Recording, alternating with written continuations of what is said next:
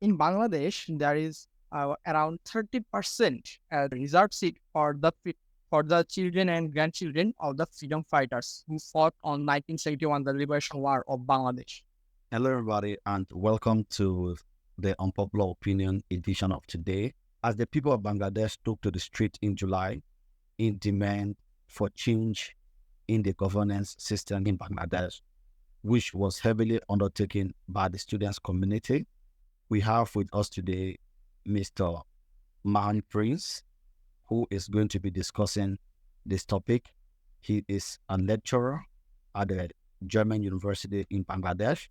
He teaches science and technology and is a research fellow at the Islamic University of Bangladesh. But before we dive into the discussion, I want you to please subscribe to this YouTube channel so that whenever I post a new video, you'll be amongst the first people that will be notified. Mr. Prince, the floor is yours. You can feel free and comfortable to share whatever you want to say on this platform. Thank you and welcome to the platform. Thank you, Haidara. Thank you for inviting me in your program. So today we are going to discuss about the quota reform movement and the current situation, political situation in Bangladesh. So I hope you have already watched on YouTube, Twitter that there is a lot of things going on in Bangladesh. So let me start from the beginning, how it started. So it started from the quota reform movement. So what was the quota system? In Bangladesh, there is around 30% reserved seat for the children and grandchildren of the freedom fighters who fought on 1971, the Liberation War of Bangladesh. So the general students, they think that this is not logical at all. Why after 53 years of independence, this wasn't logical? Let me tell you why.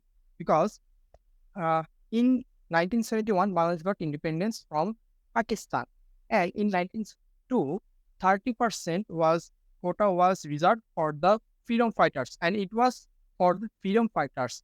But later on, it was the children and also the grandchildren of the are getting that quota system and the advantage of that. So why isn't it logical that this is in Bangladesh, it's around 0.13 to 0.15% of the whole population who fought on actually the whole country fought the Liberation War, but officially it was around 0.15% of the population were freedom fighters. They are declared as freedom fighters. So if you see that only 0.13% to 0.15% was freedom fighters, then how can 30% of the seat for civil services are reserved for the children or grandchildren of the freedom fighters? Why was the government doing that? The ex-Prime Minister Sheikh Hasina, what she did, that she started a dictatorial leadership in Bangladesh. She started giving the certificates of freedom fighter to those who are in her team or who favors her, so that she can actually build a cadre of civil services who will give her support in every way. So you can see that it was being misused. The quota system was being misused by the government.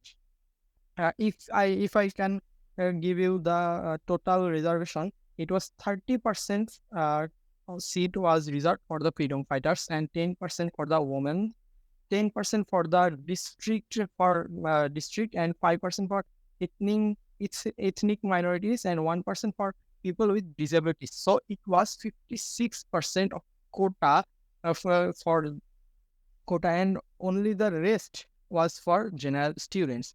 So this was unjustified. So students, what they asked that the quota system should be reformed. Back in 2018, the government ex-Prime Minister Sheikh Hasina, she angrily she uh, canceled the whole quota system, but the students didn't ask for that. They wanted a quota reform system. But then in 2024, this year, the High Court says that this was the order of ex-Prime Minister Sheikh Hasina was illegal. So the quota system was back again. Students started protesting again. On 14th July, the students started protesting again. The Prime Minister Sheikh Hasina, ex-Prime Minister Sheikh Hasina, she declares the protesters as anti-national. She said that who will get job?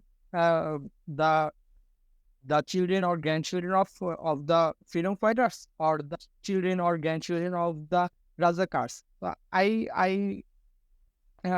want to explain what is Razakar. Razakar is meant as the in 1971 when Bangladesh, or East, it was named East Pakistan, when East Pakistan was fighting in the liberation war against West Pakistan. Then the people who were supporting West Pakistan, who were against the Bangladeshi people, they were called Razakar. So this is also a slang.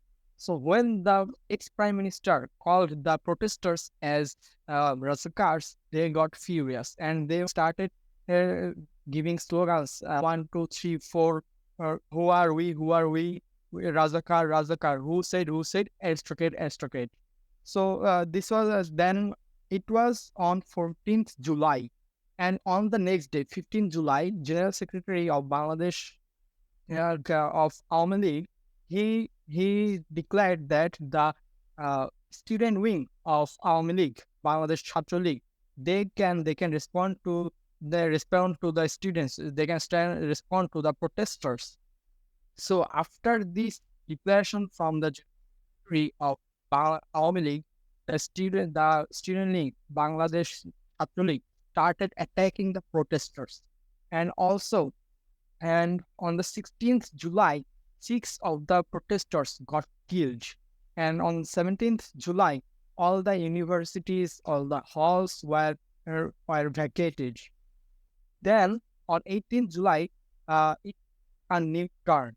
It took a new turn at the private university. At first, the protest was on the students of public universities were doing this protest, and when the students of private universities saw this anarchy, they started protesting on 18 July. The private university, school students, college students, they all started protesting on 18 July, and this was a turn in this movement. And on that day, around 30 students were killed, and actually a lot of students are killed. It was officially at that time 30, but a lot of students are killed which are not officially numbered, counted.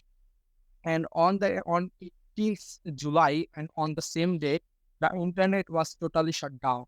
The mobile internet, broadband internet, all was shut down. Bangladesh was in internet information blackout.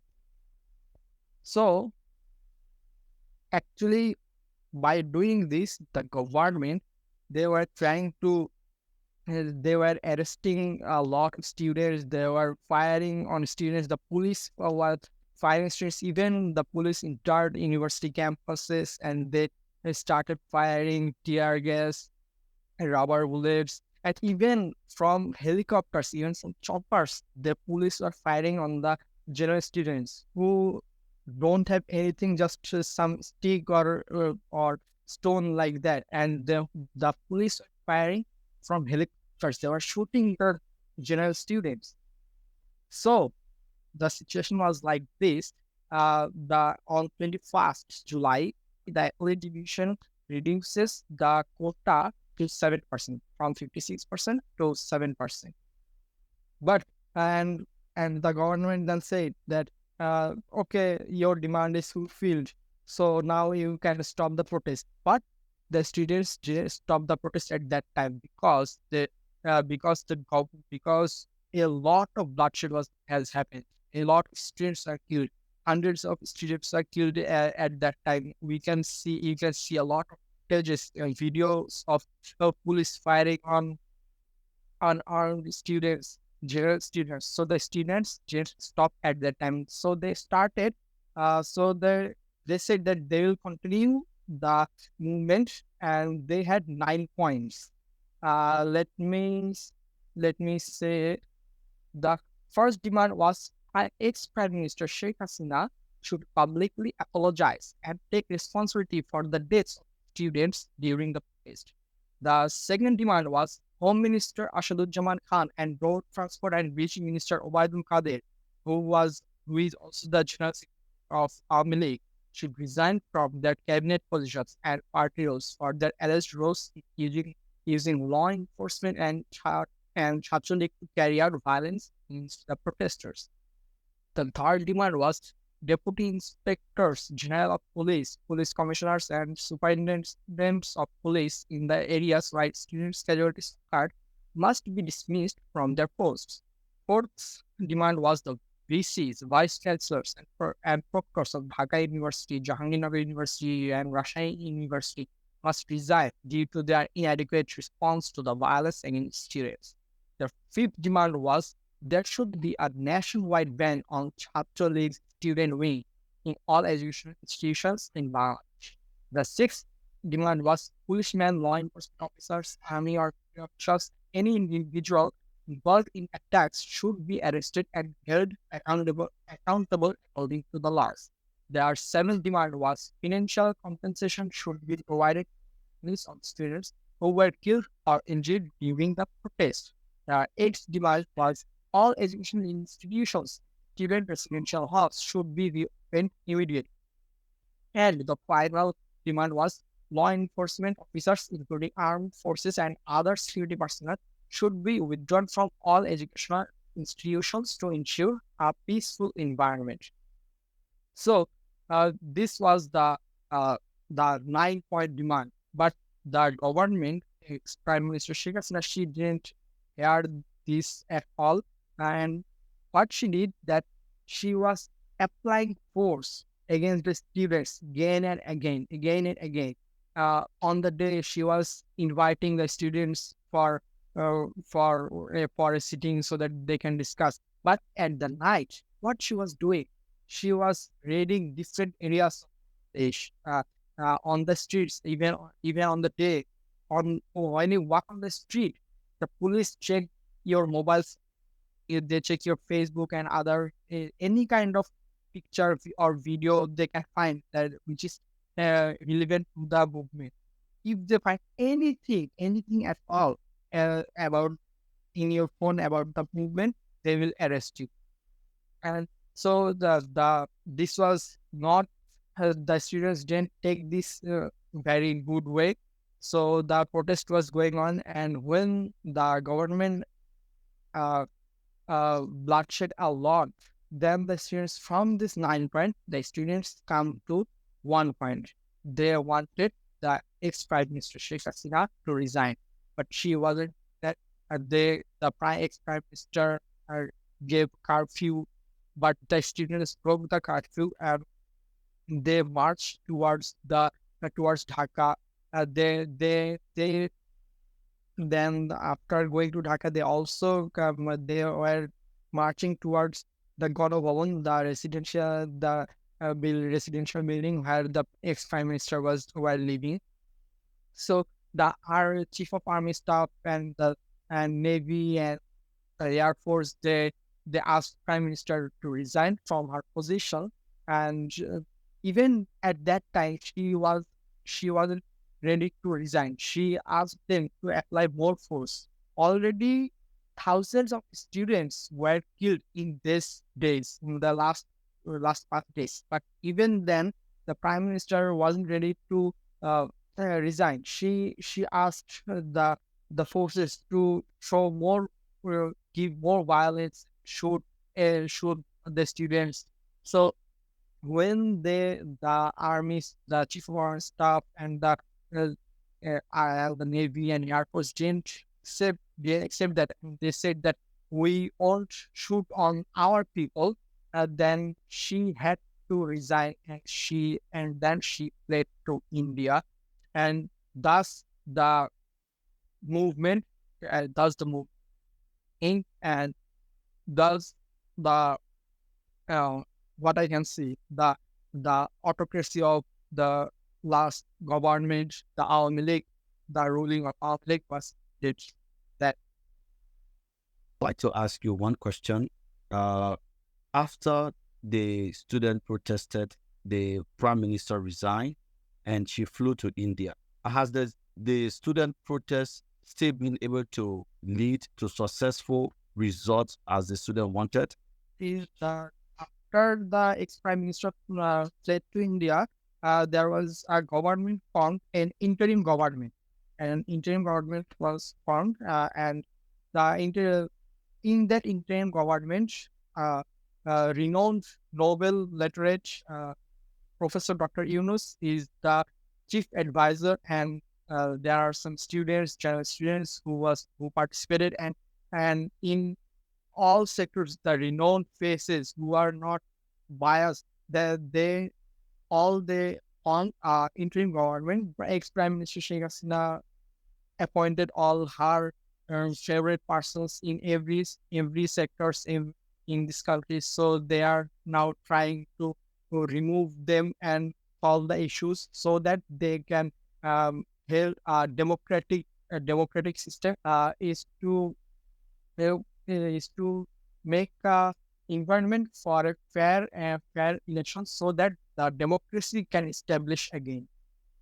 Can you explain a bit about Professor Yunus's background, who he is, what he's done before? The reason I'm asking that question is because for him to have the trust from the student that he should be an advisor to the interim government, it means that he's done some quite remarkable job in Bangladesh. Actually, Professor Yunus was also pressed in Bangladesh. The Awami League government filed a lot of cases against Professor Dr. Yunus, and he was very pressed in Bangladesh. But Professor Dr. Yunus, he is a very renowned, and it was not that he was selected just directly. There were a lot of names. There were around 30 names for the chief advisor. Then the students shorted maybe 15. That from that they shorted. And they finally they came to a conclusion that Professor Dr. Yunus should be the chief advisor of this panel. And they also talked with him, and he agreed for that position. So then he came to Bangladesh, and he is responsible. And as you want to know about Professor Mohammad Yunus, what I can say actually, he uh, is very famous and very. He has done a lot of things in not just for Bangladesh, in all in the whole world. His microfinance thing, his credit, it's remark it's remarkable. The Grameen Bank, the microfinance, it's remarkable. A lot of things he has done. Even his shortened CV is around more than 50 pages. So what can I say? Okay. I'll listen to the former information minister under Sheikh Hasina on Al Jazeera, and he said that the student protest was being hijacked by rebel or by terrorists. And do you care to explain what was it? Were there extra force behind the student protest? Well, this is a trick always the Awami League plays. They always whenever there is any movement against the government, they always say that there is terrorists, there is opposition parties involved in this. But this is not like that. And actually, this government hasn't done. This isn't the first time they have done such things. A lot of things they have done, which are uh, like back in 2018, there were also there was a safety movement, and the school students or the school students were participating on this movement because a girl had an accident by a bus. So they were very peacefully they were participating in a movement, But even at that time, ex-Prime Minister Sheikh Hasina used force. He used the police and the uh, student wing of Army League, Bangladesh Chhatra League were used for tackling that issue. And even before that, back in 2013, Hifazat-e-Islam was protesting on the Shapla Chapters. And she, even back then, at that time, she used a lot of force. And what she did, she shut down, she asked all the media not to cover that news. And on the night she shut down electricity of that area. And when the roads were dark, the prime minister, the forces, RAB, BGB, and police, they raided Shapla Chottor and killed hundreds of Muslims at that time. And some some TV channels tried to telecast that, and at that time, those television channels were shut down. Digonto, Peace TV, two to three TV channels were shut down at that time, and even today, those channels are not operational. So, and also you can search about the Pilkhana Hottakando, or the uh, those are there was a coup on Pilkhana. The Pilkhana is a place. So there are a lot of things that ex-Prime Minister Sheikh Hasina's government has uh, done, so many bad things. I can actually, this is not the first time. A lot of time she has done such horrible. You've explained the background about the conflict and the background of the political climate which led to the resignation of the president. And besides the students' protest, were there other civil society organizations members that were participating in the protest as well? Yeah, uh, after 18 July, this movement became a movement for all. It wasn't just on the for the students. It was all backgrounds of persons, like the celebrities, the civil societies, the parents. Everyone came on the road to show their support on the move. We saw on social media that students or young people in Bangladesh have taken to the streets to direct traffic and Yes. they are doing the work of the police. How true is that? Can you confirm that? Yes, the statement that you made, this is true. That's because when the police, haven't joined their duties, so the students, they start, even the traffic police, the sergeants, traffic sergeants, they are also not joining their jobs. So the students, they right now they are on the streets. They are directing the traffics. They are working as traffic sergeants, and also they are trying to convince the normal people to abide by all the rules, to work on the footpaths and not on the streets. And they are also trying to monitor the markets, because some businessmen, they are trying, some bad, not just this bad, they are trying to make more money, more profit. So they are monitoring the markets if the prices and rate is good. They are also monitoring if street hawkers, they are occupying streets or footpaths. So they are right now the students are monitoring all of those things. But uh, with time, police is getting back to take their duties. And also, yes, uh, maybe around 500 police stations, more than 500 stations started now operational, in limited operational right now. So we are hoping that the students will go back to schools, and the police will come back for their duties. Okay, my final question to you will be what do we expect uh, from Bangladesh now, maybe regarding election and regarding the cost of living? Because we understand that besides the quota system, there is huge cost of living in terms of international debt crisis in Bangladesh, which is leading to inflation. And with the new interim government, what do you think will happen? We are hoping for the best. The interim government, all the members of the government are really skilled. They are very professional. We are hoping for better Bangladesh.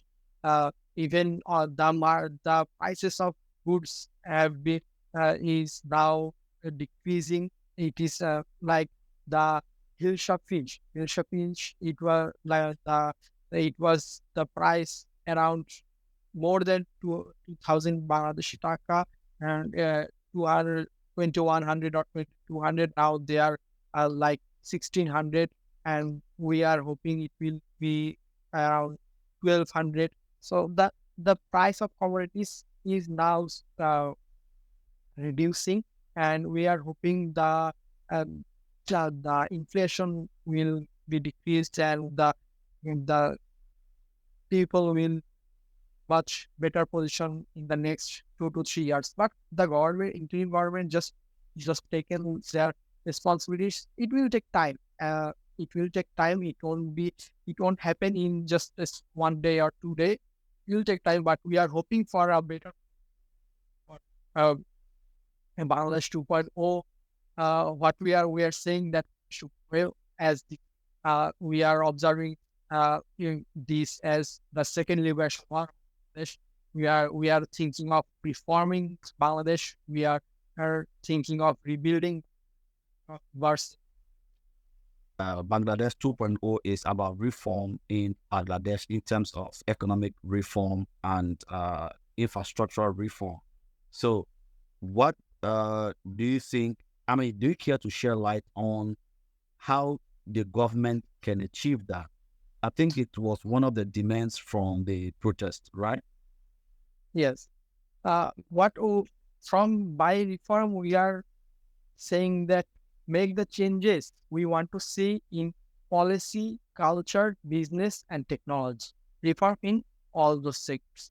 So the government has already taken initiatives, and in all the ministries they are appointing some students as advisors for suggesting them how they can do this thing, because this is the young people who fought this fight, and this is their fight. So the government is taking their ideas that how they can do this, how they can do this.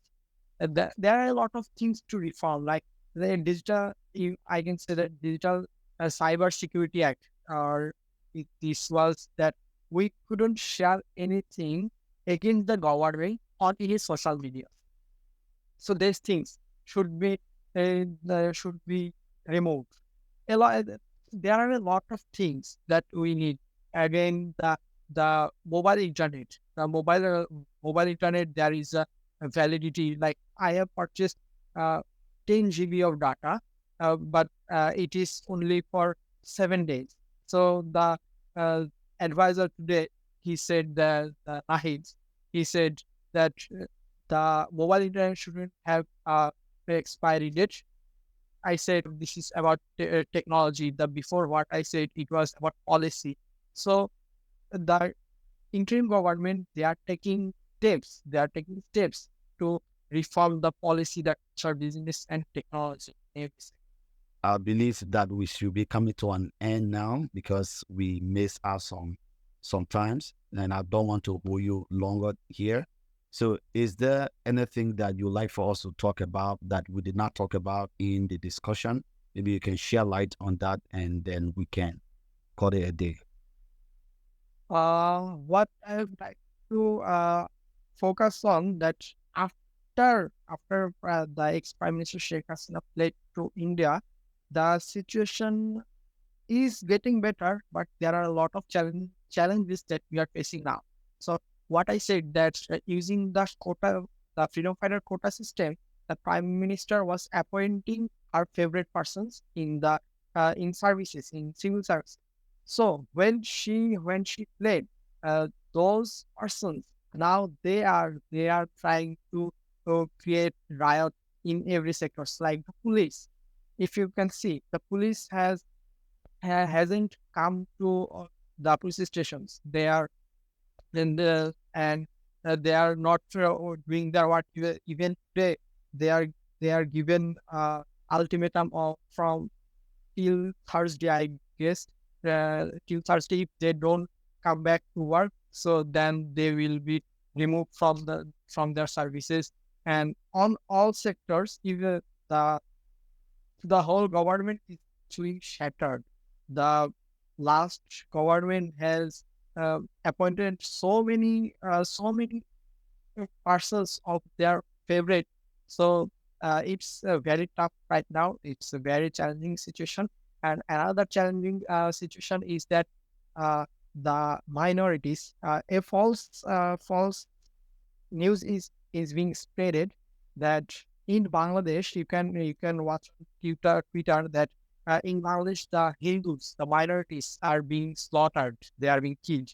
So this is also a trick of Awami League, the ex Prime Minister Sheikh Hasina.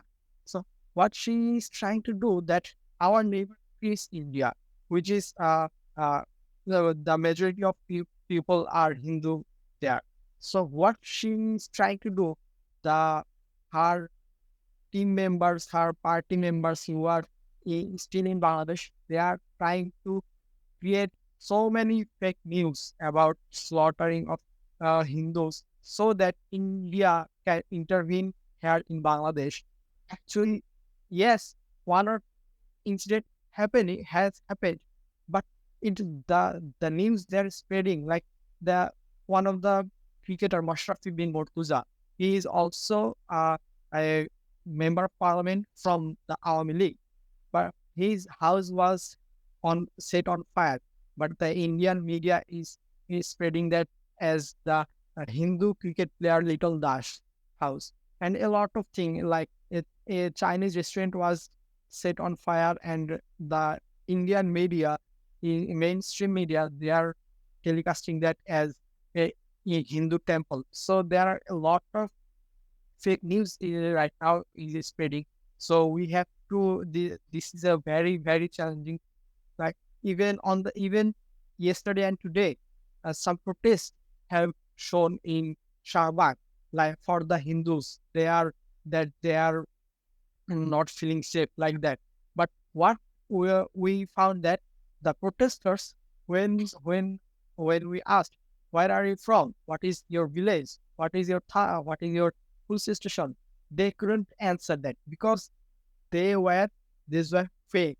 They the ex prime minister from India, she's trying to create chaos in Bangladesh. She's giving money to the people, her party members, to spread this false news and spread and create such kind of riot things. And even some Hindu temples were attacked. Some Hindu families, businesses were attacked. But and some of the attackers has been captured they were when they were asked who are they, who sent them. So what we found that the Awami League is the Awami League leaders has given the money for vandalizing the properties of Hindus. So actually, Awami League is trying to create such situation so that the whole world think that in Bangladesh after the flaring of Prime Minister Sheikh Hasina, the situation in Bangladesh has gotten bad and the minorities are not safe. But actually, this is the doing of ex Prime Minister. Okay, Mr. Prince, thank you very much for being here today. I think this brings us to the end of our podcast today. And I'm actually looking forward to having more discussion with you in the future. Uh, Thank you. Thank you for inviting me here. Yes, I am also looking forward for more discussions like this as we are going through a lot of changes right now. We have a lot of challenges that we are facing right now. Hope we will in, so we will solve these challenges and we will be able to build a better Bangladesh. please subscribe to this YouTube channel so that whenever I post a new video, you'll be amongst the first people that will be notified.